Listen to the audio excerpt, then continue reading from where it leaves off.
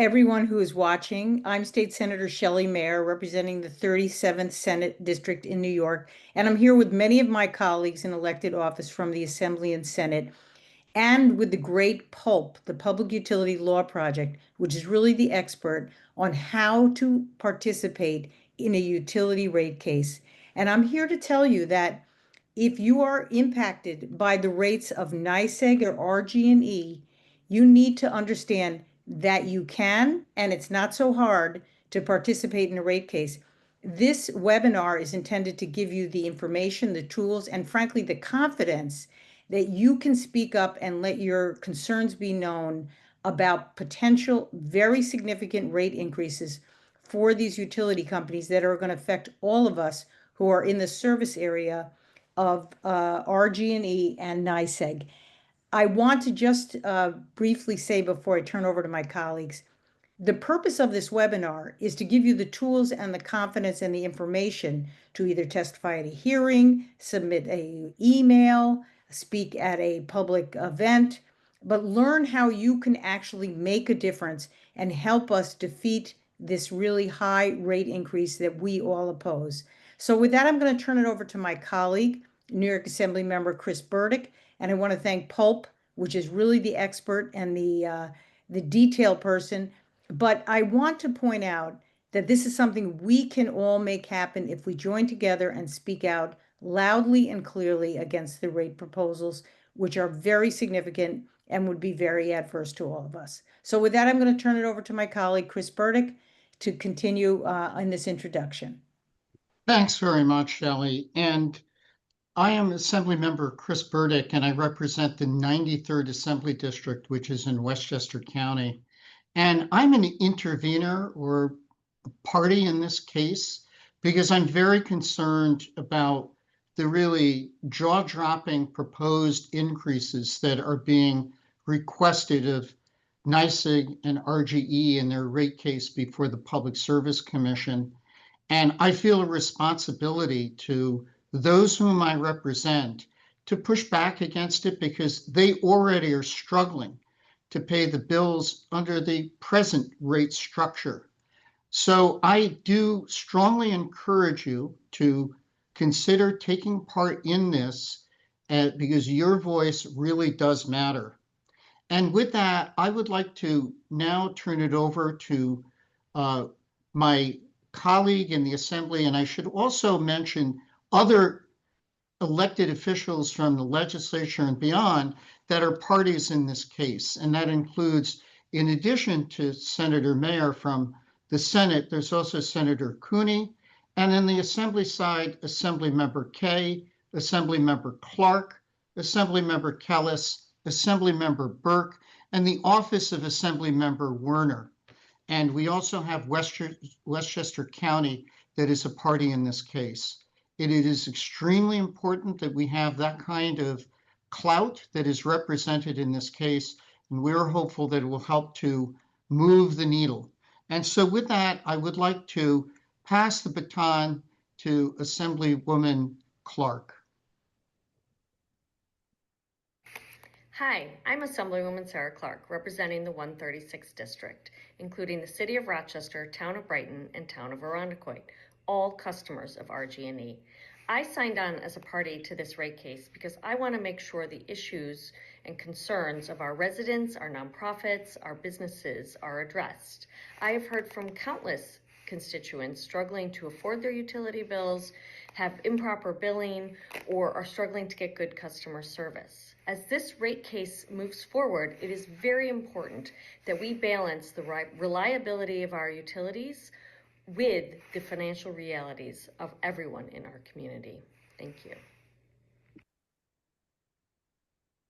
I now would like to pass the baton to Assemblywoman Paula Kaye. Thank you. I am Assemblymember Paula Kaye, and I represent the 100th District, which includes most of Sullivan County and Middletown and Walk Hill in Orange County. Most of my district is covered by NYSEG. And I am an intervener in this case, as are members of my office, because this is such an important issue. As my colleagues have stated earlier, People are choosing what bills to pay because the electric rates are so high now. And I cannot imagine how people will be able to afford an even higher electric rate if this rate case continues. So I want to make a note of the public hearings that are coming online. And while some of them are in person, especially for my county and I believe Westchester County, as of right now, there is not a in-person location that the administrative law judges have chosen. So the online public hearing is October 21st at 1 p.m. And I'm sure we will be providing the link for that a little bit later. Again, thank you all for collaboratively working on this because we are stronger together.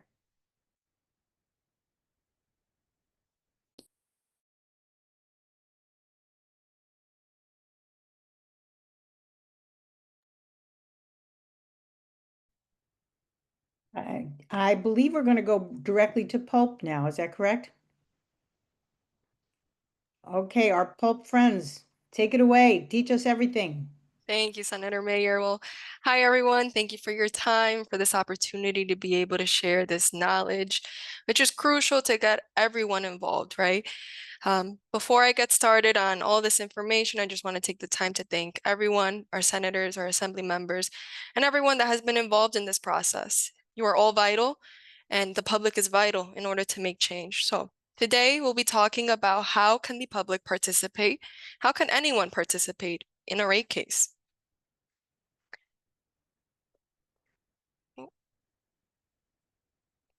My name is Jacqueline. I'm a research associate and communications assistant with Pulp. And joining me today is Patrick O'Brien, one of our staff attorneys, who actually is working in the NYSEG RG&E rate case. What are we going to be talking about today? We're going to be talking about who is Pulp. We are the Public Utility Law Project, and understanding what are rate cases. This is a legal process that oftentimes people do not know exist, and its impact, why it is so crucial for us to understand, because it impacts all of us on our day-to-day basis. What is NYSEG and RG&E asking for, and what are the changes that are going to be happening if they are given what they're asking for? And what is your role as the public and how you can shape outcomes? And lastly, how can we prepare you to get ready to speak at public hearings, submitting written comments? So who is Pulp? Pulp is New York's only nonprofit law firm that advocates for low-income and fixed-income utility customers across all of New York State. We've been around for about 40 years, and our work is diverse. We are in the rate cases, actively advocating for low-income utility customers to keep energy and water rates affordable. We also work with direct services, directly on the ground with customers who are struggling, providing one-on-one assistance on how they can handle shutoffs, billing disputes, and other utility emergencies. And also policy advocacy. We help create meaningful legislation to strengthen the consumer protections and make sure that there is energy justice. Legal proceedings, such as rate cases, have a lot of terms, a lot of acronyms that are often very confusing. So some important terms for us to know as we're speaking today, and as you continue on in the public comments, the first one being the Public Service Commission, or the PSC, or the Commission. This is a 7-member body responsible for ensuring that the rates are reasonable and just. They vote on rate cases and they issue orders, which is the final outcome of the rate case and is what the utilities have to follow. There's also the Department of Public Service, DPS. These are the worker bees of the Public Service Commission. They report to the commission and regulate the private utilities as a party in the rate case.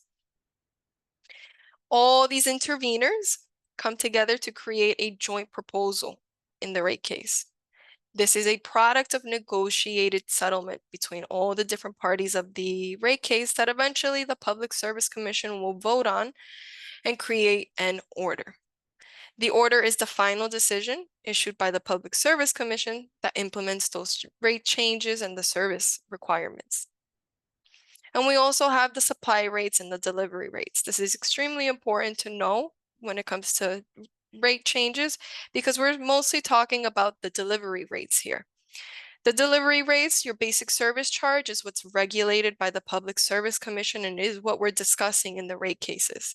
The supply rates is the cost of energy that the utility company purchases from an open market and passes it on directly to the customer. So there's no profit here, there's no regulation. What is a rate case? It is a formal process where utility companies are requesting to change the rates that is charging its customers. And why is this so important? They determine how much you are going to pay for electricity, for gas, or your water. And they influence all the different programs that utility companies have, such as infrastructure, climate resilience, and their customer service operations. And who is participating in this rate case? The utility company. We have the Department of Public Service staff, and they're there to review the case, make recommendations. And then different members of the public, elected officials, interested nonprofits, environmental advocates, and more. All of these different parties are known as interveners. What's the process? It's an 11-month process. We start with filing, where the utility company is asking for all of its different changes and the money amounts. We have the public participation phase, where the public can attend hearings, submit written comments, and other ways of expressing what is happening to them as customers. And then we have the settlement negotiations. This is the nitty-gritty. This is where we go in and we're trying to create that joint proposal, the common ground between all of these different interveners. So that way then a decision can be made by the Public Service Commission to create an order. This usually lasts around 11 months. It can be a little longer, but typically it's an 11-month timeline. Within these 11 months, the first 4 months is the filing and discovery, where the utility company is filing that rate request. Parties are joining in, saying we're interested, we want to be an intervener, and they're reviewing what the asks are in preparation for the next phase, which is testimony and rebuttal. This is where direct testimony is filed by all of these different interveners. NYSEG and RG&E had submitted theirs on October 30th of this year. Rebuttal testimony, so the response to this direct testimony filed by the utility company, is then filed about 2 to 3 weeks later. And then we also have the public statement hearings during this time that can be virtual or in person, and they usually have several public statement hearings across service territory in hopes of capturing all the voices of the different customers. And lastly, we have the resolution phase. This is usually the last few months of the timeline of the rate case, and it goes from the testimony rebuttal to the recommendation of the ALJs. They present this joint proposal where the Public Service Commission will vote and issue that final order.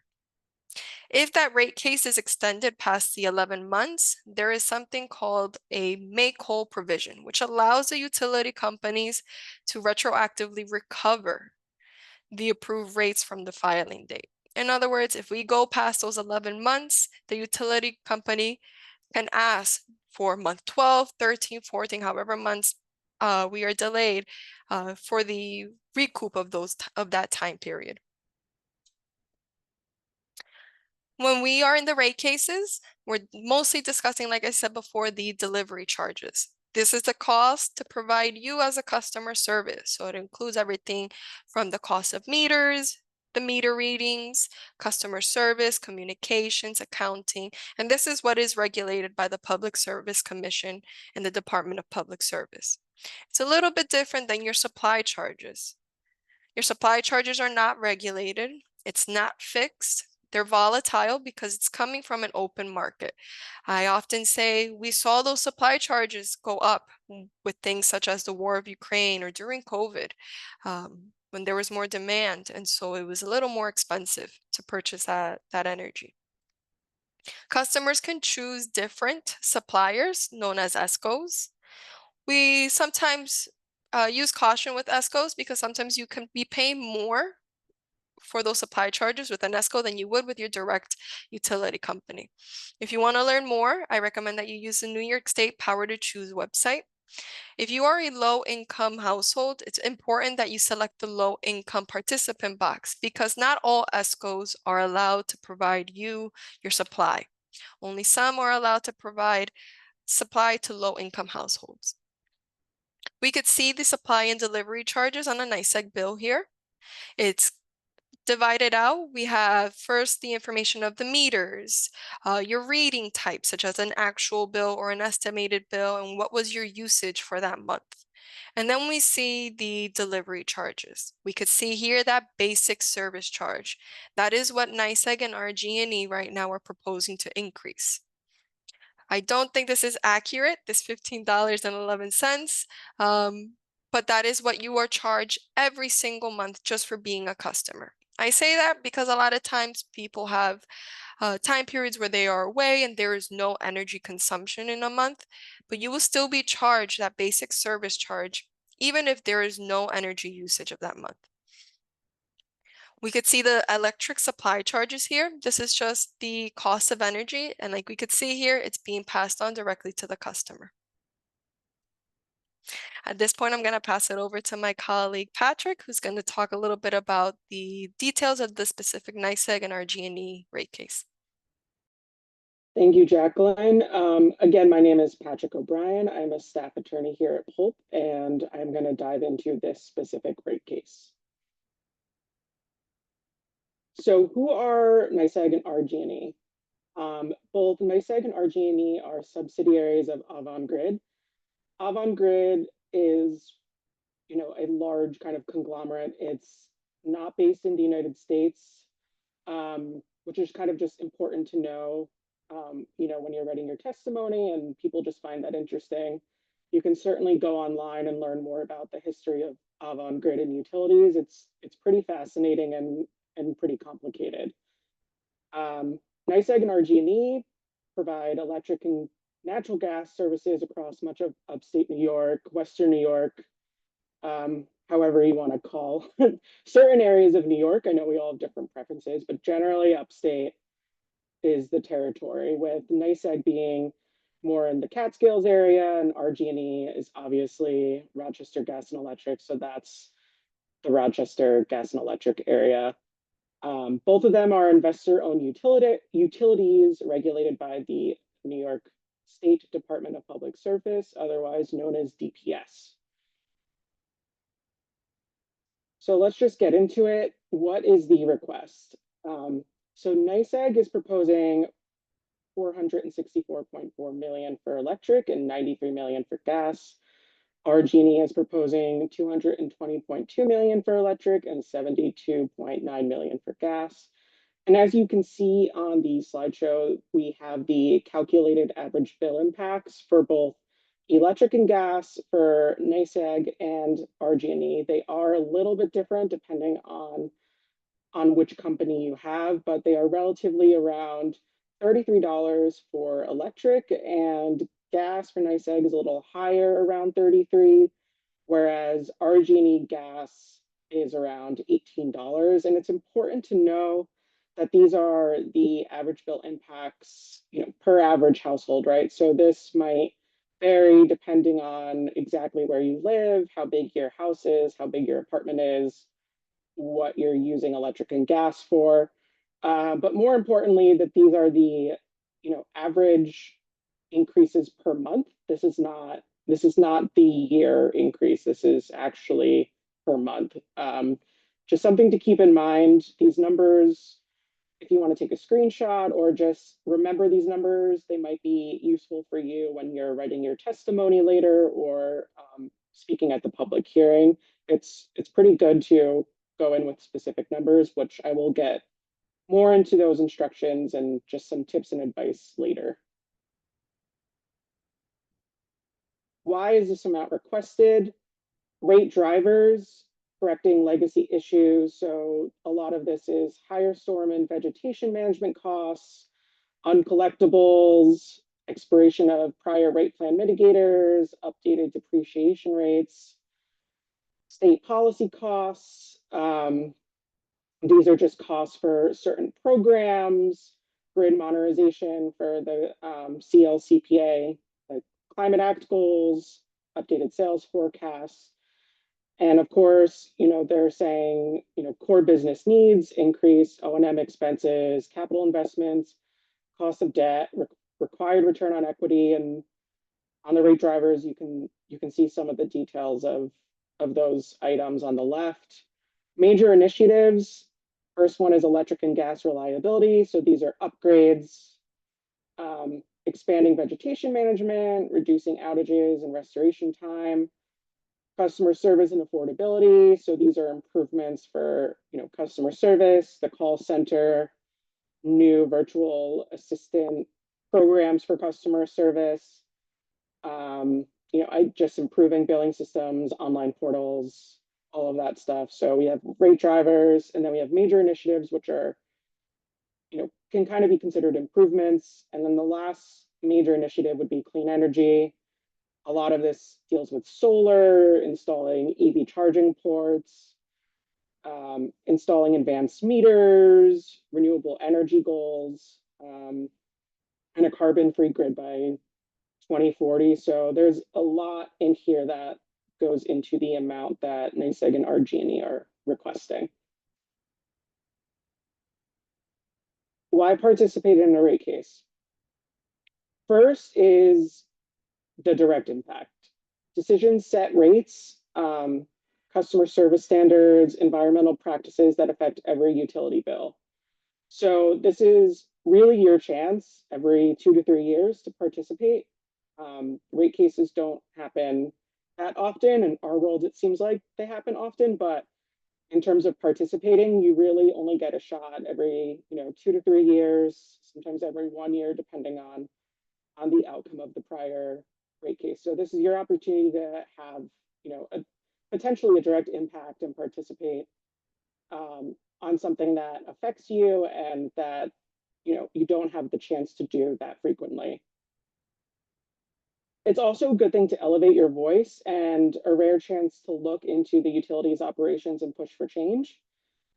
It's a really interesting process, whether you have strong feelings about your utility bill going into it, you will certainly have strong feelings and opinions after. It is a great learning experience just to know how your utility rates are calculated, where that, why that money is being requested. And, it's utilities are such an important everyday aspect of most people's lives. And it's with the increasing costs, this is your opportunity to really see what it is you're paying for, where that money is going. PSC, the Public Service Commission, Department of Public Service, and the utility hear from the public. It's a personal issue, and it's okay to make this personal when you're participating. Your personal stories, and I will get into that a little bit later with the specific tips we have of participating, but it's okay to share your personal experience when you're participating in a rate case. It can go pretty far. Community power. There are multiple ways to engage: written comments, which will be online in the document system, testimony, public statement hearings, which are in person, and we have a schedule later in the slideshow about where those are and when they'll be taking place. And it's a good way to learn about your community, work with others, build collective strength, and show consumer priorities. You can work with local nonprofits, other advocates in the community with similar goals. And, it is pretty good to have, power in number if a lot of people in a community and a lot of organizations in a community have concerns about a specific issue or want something done. Ways to participate in a rate case. The first one is written comments. Pretty easy to do. All you need is a computer or phone. You can go to the local library and use their computer.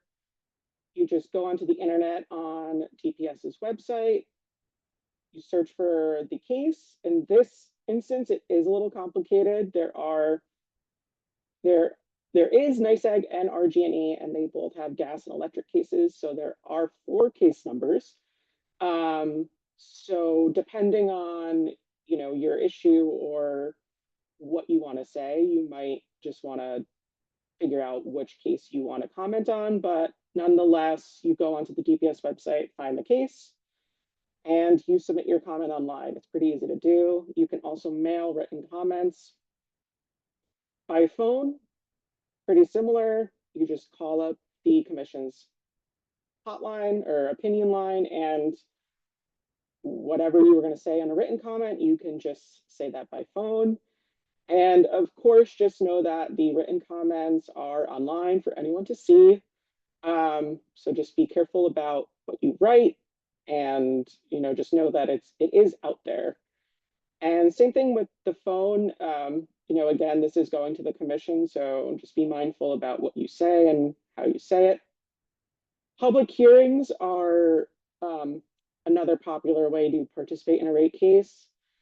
There are in-person and virtual public forums where you can share your opinion and your experience with the Public Service Commission about the rate case. It's important to also know that the comments in these public hearings become part of the official record, and they can and they do sometimes influence the rate case outcome. So it's not just for fun or just a way to vent. It actually can have a real impact on the rate case, and the commissioners do listen to them and are there and hear them.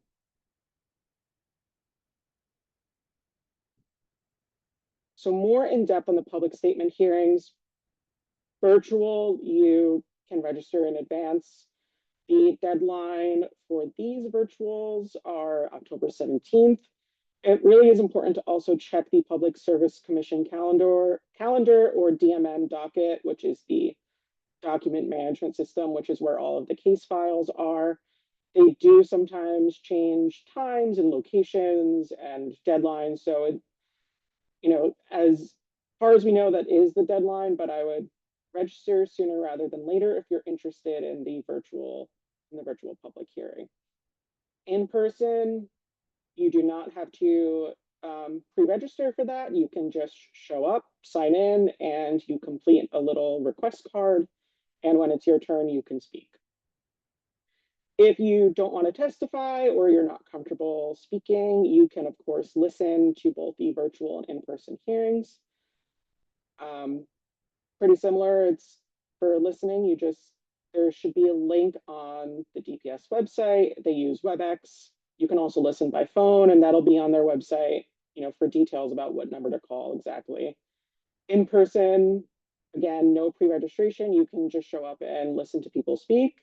If you are interested, or maybe you want to participate in an X-rate case or something like that, you can just listen. You can also stay updated if you don't want to go to these events or testify. You can just sign up for email notifications through the DPS. This way you just get informed of updates. And of course, you can follow local news for anything that's going on. I also recommend going onto Google and searching, NYSEG or RG&E in the search box and clicking news. That way, all of the news articles will come up, usually in chronological order. So you can, of course, stay updated as much as you want, even if you don't want to actively, testify or listen. You can still be active, in an updated way. Here is the public hearing schedule for the NYSEG and RG&E rate case. I do want to point out that there was an address change for SOTUS. This has been updated on our slideshow, so the new address is 17 Maple Avenue. And again, that's important to always kind of check the website before you show up to one of these, just to make sure that nothing has changed. But as you can see here, there's location, date, time, address, scheduled all throughout the service territory, and down at the bottom, there's the virtual date and the 2 times. But if you want to just take a look at this and just remember where these are, and these are also on the DPS website. do's and don'ts, I went over some of these earlier, but in terms of the do's, definitely prepare ahead of time. You don't have to spend months preparing, but definitely know what you want to say, have an idea of what you want to say, know the basics of the rate case, how it affects you. Keep your comments focused. So, what is important to you with this rate case, whether it's the cost, the quality of the utility service, environmental factors, or community impacts. A lot of these are all very valid things to bring up and say. Share your personal or professional experiences. Your real life perspective is valuable and informative. It's sometimes good and it's something to consider, saying who you are in the community specifically. Are you a business owner? How long have you been in the community? Do you live with a family? Does your family have any sort of, medical issues or anything at all that can be exacerbated by the rate case and its impacts? The more, appropriately personal your testimony is and your written comment or public comment is, the better it is. Speak clearly and confidently. You don't always have to be an expert, just be honest and respectful. That, kind of speaks for itself. Just speak clear and honest, and this isn't necessarily a place to just vent. You definitely want to go in there with, a very specific thing of what you want to say and how you want to say it, and make sure that what you're saying is productive. And you also should thank the PSC for the opportunity to weigh in. Don'ts, sort of the opposite of the do's. Don't worry about being perfect. And just remember that your voice matters, even if you're nervous or new to this process. There are, with how much exposure these rate cases are getting, I can guarantee you're probably not the only person in there if that's your first time participating. Similar to what I said in the do's, don't go off topic, stick to the rate case, your issues with the utility. And again, they can be a variety of issues, but stick to the issues with the utility. It's a place to share your story. And one thing to note, question and answer will not be taken at the hearing. We've gotten questions before about interruptions in questions, and it's generally pretty, it is your space to say what you want to say. But just know that there isn't, a sort of question and answer type of feedback that's happening. Don't use inappropriate language or personal attacks. Stay civil, even if you're angry at the utility or frustrated. And this isn't something that's required, right? So if you don't want to speak or you're uncomfortable, like I said before, it's really valuable to just be there and see what's being heard in your community. It is your utility and they're providing a service to you. So if you don't want to speak, you are, it's great for you to actually be there just to know what's going on. Key issues to consider, environmental matters. There's a lot of talk in New York about leak-prone pipes, renewable energy, non-pipe alternatives, and the electrification of the grid. So these are just some things to consider. Specifically with this rate case, there is an open investigation about NYSEG and RG&E's billing practices, meter readings, and customer service issues. This is something that is ongoing, and the case number is up at the top. So you can write that down and you can search that in the DMM website that I referenced earlier if you want to see all the documents for that and how that proceeding is going. There is also an ongoing management audit case that the audit found 120 recommendations on the operations, customer service, security, and performance for the companies, which is a pretty significant amount of recommendations for one audit. That's also ongoing. So between the environmental matters, the open investigation with billing, the management audit, there are these other things happening at the same time as the rate case, and they are things that you can consider while you're writing your testimony, writing your public comment.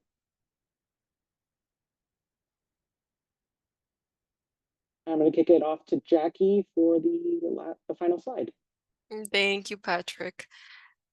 When do you call Pope? We are here to advocate when you need help. Our first initial steps are asking you to gather your documents. Call your utility company. That's what they're there for.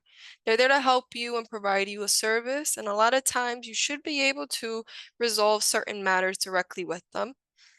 And if you can't, you should, for example, if you have a balance on your account that you're looking to resolve with a payment agreement, or you need some assistance to lower it, definitely visit your local public benefits office, like your HR, like your DSS office. And lastly, you should file an inquiry or complaint with the Department of Public Service. DPS does not only get involved in the rate cases, but they're also there to help you. If you have tried everything with your utility company and you can't come to a resolution, you can submit an inquiry or complaint to their helpline or hotline, where a case could be open and they will assist you. If you have done all these steps and you still feel like you need more support, please reach out to us. Our information is here on the slide. You can reach us by our email, by our hotline, and our fax number. So thank you again for your time and your attention. We hope that this information was as valuable as we believe it is. We want to hear more voices and we want to see the public becoming more involved. Again, my name is Jacqueline and I'm here with Patrick. And thank you again. Hope you have a great day.